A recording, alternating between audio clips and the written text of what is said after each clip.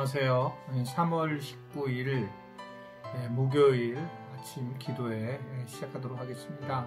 말씀을 함께 나누기 전에 하나 소개하고, 한 달 이상 이제 우리 교회에서 아이들이 못 모이니까 아이들을 위한 사탕 같은 게들이 이 안에 있거든요. 이렇게 하리보, 초콜릿, 그리고 사탕들 이렇게 이 앞에서 가끔 아이들이 이제 오면 이것을 함께 나누고, 그래서 아이들과 함께 했었는데 아이들이 보이지 않으니까 참 슬프네요.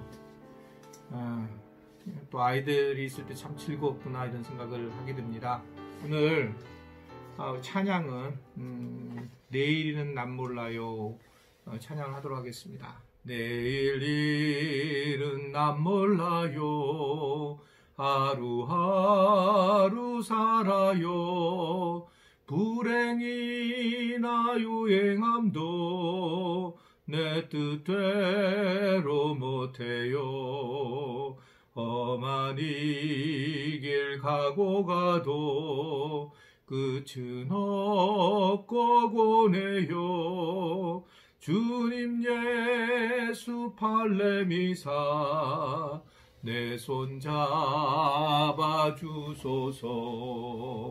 내일 일은 난 몰라요, 장래일도 몰라요. 아버지여 날 붙드사 평탄한 길 주옵소서. 내일 일은 난 몰라요, 장래일도 몰라요. 아버지여 날 붙드사 평탄한 길 주옵소서. 전도서 말씀하고 맞는 말씀이라서 이 찬양을 하게 되었지만, 마지막 찬양 평탄한 길 주옵소서, 우리들의 고백이긴 하지만 사실 인생이 이렇게 평탄하지 않잖아요. 이걸 쓴 지은 전용대 목사님 되게 친하잖아요. 저에게 몇 번 오셨고, 얼마 전에 또 어려우셨었는데 또 좀 교회가 도와준 일도 있고 그래요. 근데 마지막 평탄한 길 주옵소서라고 하는 고백이 우리의 고백의 어떤 그 원함은 될 수 있을지 모르겠지만 참 어려운 부분이구나, 쉽지 않은 부분이라는 것을 우리가 살아가면서 지금 느끼게 되는 걸 볼 수 있습니다. 오늘 우리에게 주시는 말씀은 전도서 8장 1절부터 8절의 말씀이에요.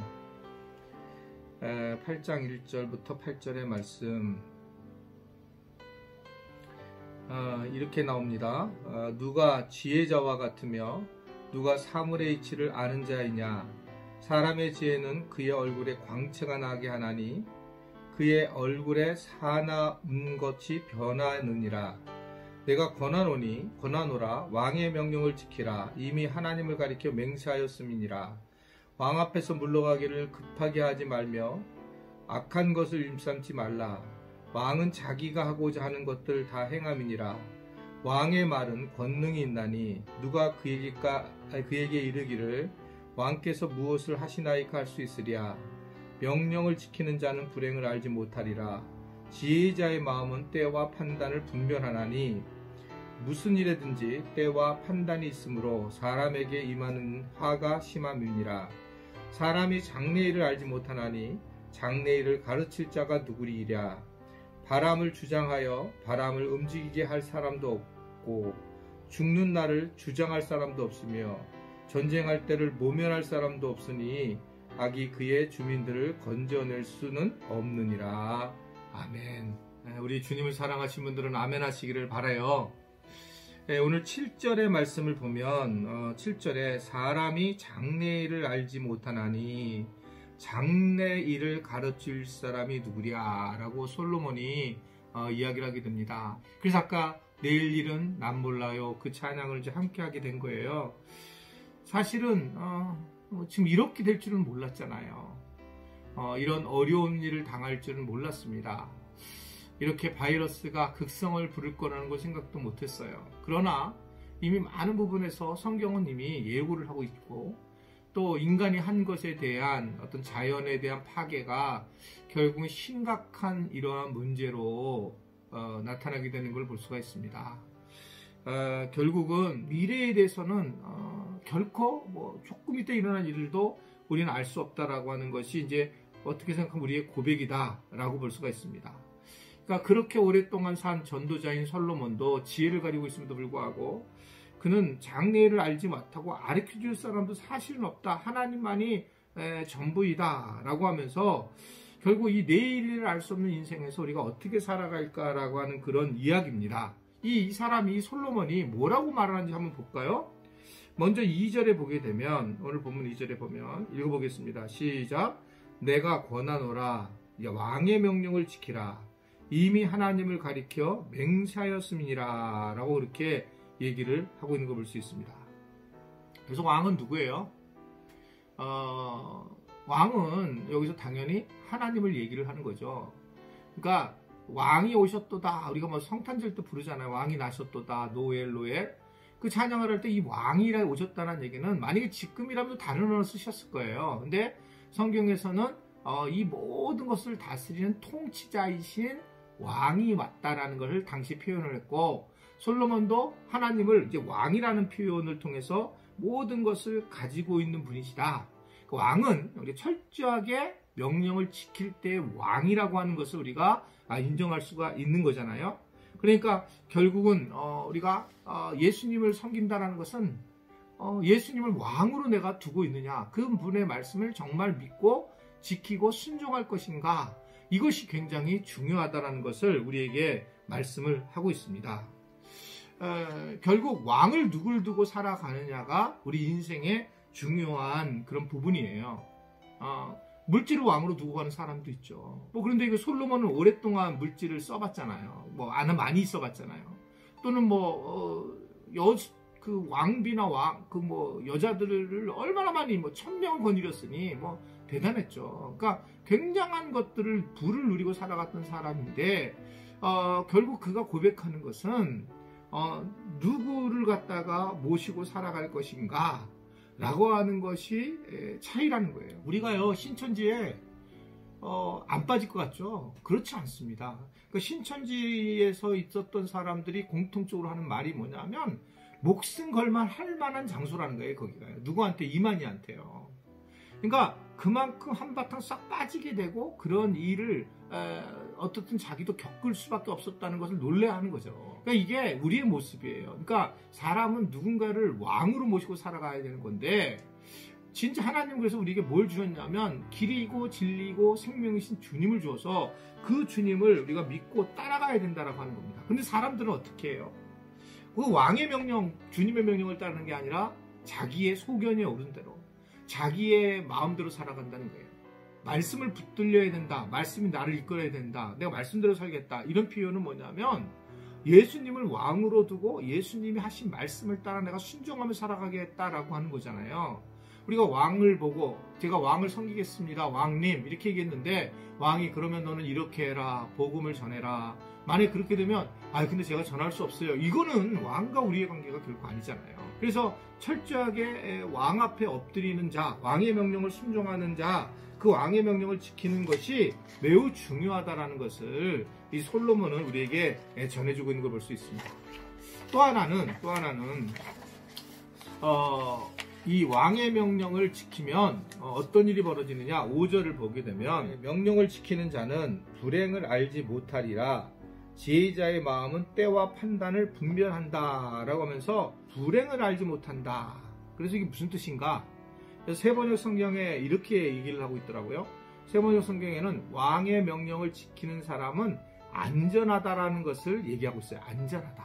왕과 우리의 관계는 우리가 왕에게 순종을 하고 그리고 살아가야 되지만 왕이 우리에게 주시는 건 뭐냐면 안전함, 평안함이다 라고 하는 것을 볼 수가 있습니다. 이것은 그냥 일반 상식적인에 대한 안전이 아니라 어디에 가든지 우리가 안전한 삶을 살아갈 수 있다라고 하는 겁니다.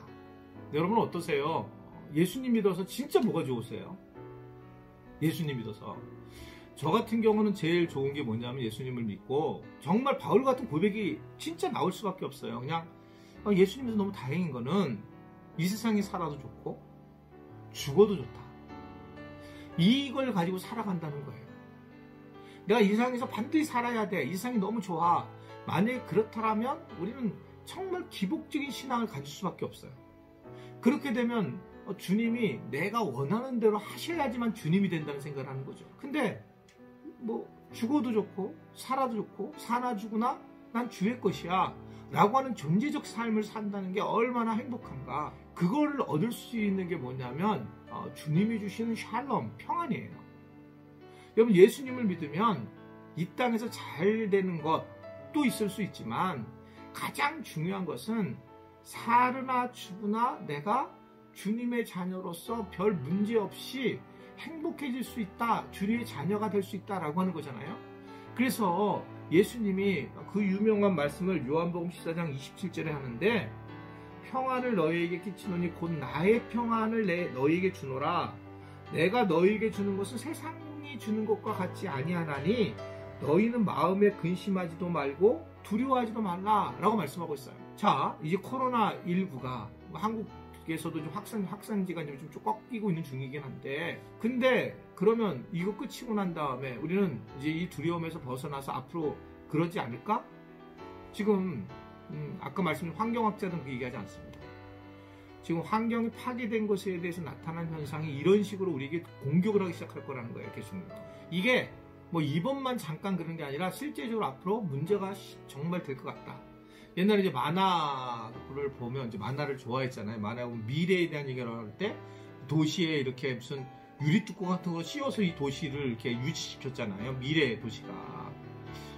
이제 이해가 되는 거예요. 이제는 앞으로는 이런 도시 전체를 뭔가 유리 같은 걸 씌워가지고 이 바이러스가 들어오지 못하도록 해야지 되는 그런 시대에 뭐 오게 될 수도 있겠죠. 지금 이 상황이 되면 그 이 안에서 엄청난 지금 세균이나 앞으로 자연재해는 일어날 거라는 것이 뭐 너무나 당연한 상황이 됐습니다.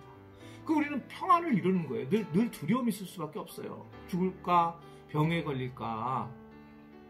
근데 오늘 예수님을 믿는 사람들 뭐라는 거예요?